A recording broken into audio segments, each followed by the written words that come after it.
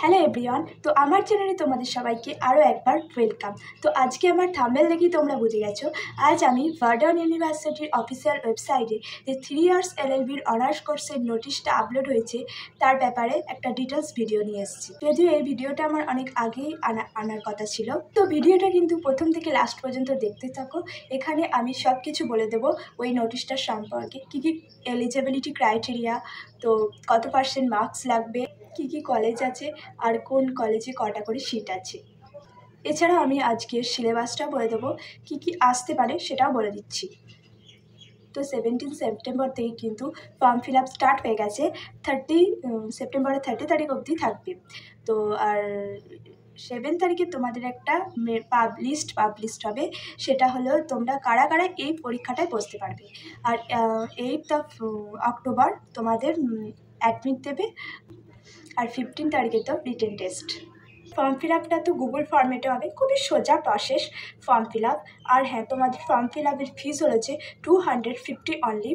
তো এছাড়া যাদের এবিসি আইডি করা নেই তারা ডিজিলকার থেকে এবিসি আইডি করে তবে কিন্তু এই ফর্মটা ফিল আপ করা শুরু করবে। তো ভার্ডন ইউনিভার্সিটির আন্ডারে এই 3 ইয়ার্স এলএলবি কোর্সটা করার জন্য কিন্তু মোট 5টা কলেজ আছে। ফার্স্ট হলো যে ডিপার্টমেন্ট অফ ল, ভার্ডন ইউনিভার্সিটির মেন ক্যাম্পাস। দ্বিতীয় হুগলি মহসিন ল কলেজ।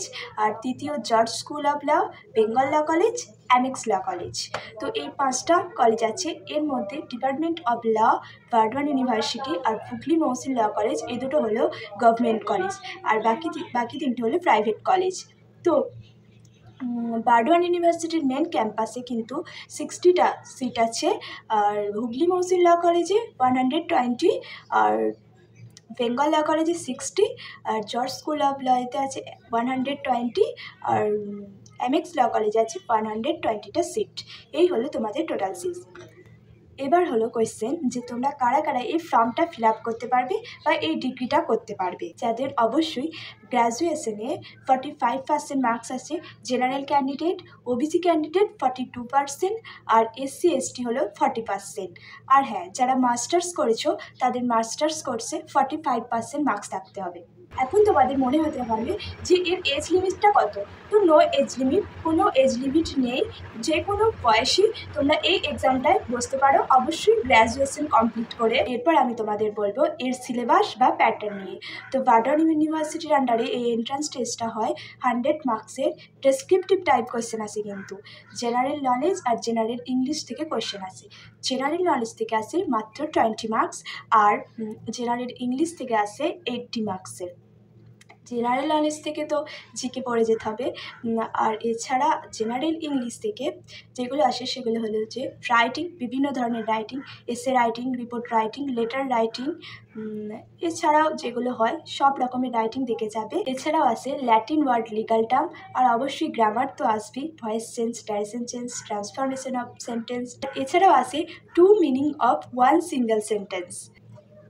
তো এবার তোমাদেরকে আমি প্রেফারেন্স লিস্টেডটা একটু বলে দিই।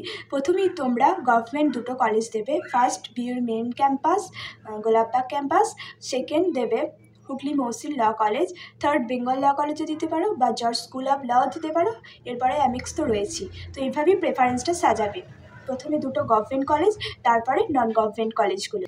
আর তোমাদের এখন তো রেজাল্টের ডেট কিছু জানায়নি, পরবর্তীকালে জানাবে হয়তো। তো তোমরা প্রথমে কেউ রেজাল্টের পর নার্ভাস হয়ে যেও না, কারণ 4টে থেকে 5টা কাউন্সিলিং হয় এই ভার্ডন ইউনিভার্সিটির আন্ডারে। লাস্ট কাউন্সিলিংয়ে এমনও হয় যে গোলাপবাগ ক্যাম্পাসে ডাকে যাদের কলেজ ফাঁকা থাকে সেটা সিলেক্ট করার জন্য। আর কেউ যদি আমাকে শুধু যে কেমন মানে স্টাডিটা কেমন হয়, মানে পড়াশোনাটা কেমন হয় এই বিইউর আন্ডারে কলেজগুলো, তো আমি বলবো যে গোলাপবাগ ক্যাম্পাসটা আছে যেটা মেন ক্যাম্পাস, ওখানে তো খুব ভালো পড়াশোনা হয়, মানে যথেষ্ট উন্নত লেভেলের স্টাডিটা হয়ে যায়। আর হুগলি মহসিন ল কলেজ বা জর্জ স্কুল অফ ল এই বা এমএক্স কলেজ, এগুলোর ব্যাপারে আমি অতটাও জানি না, তবে মেন ক্যাম্পাসটায় খুব ভালো পড়াশোনা হয়। আর হ্যাঁ, বেঙ্গল ল কলেজেও যথেষ্ট ভালো পড়াশোনা হয়। তোমাদের স্টাডি লেভেলটা দিয়ে কোনো ডাউট রেখো না, যথেষ্ট ভালো পড়াশোনা হয় মেন ক্যাম্পাসে। আর তোমাদের এক্সামের মানে রিটেন টেস্টটা সিট পড়েছে গোলাপবাগ ক্যাম্পাসে কিন্তু। তো পুজোতে একটু কম ঘোরাঘুরি করে এন্ট্রান্সের জন্য প্রিপারেশন নিতে থাকো। তো আজকের ভিডিওটা এই পর্যন্তই। যদি কারোর কোনো ডাউট থাকে তাহলে কমেন্টে লিখতে পারো। তো এরকমই ইনফরমেটিভ ভিডিও পেতে আমার চ্যানেলটাকে সাবস্ক্রাইব করে রাখো।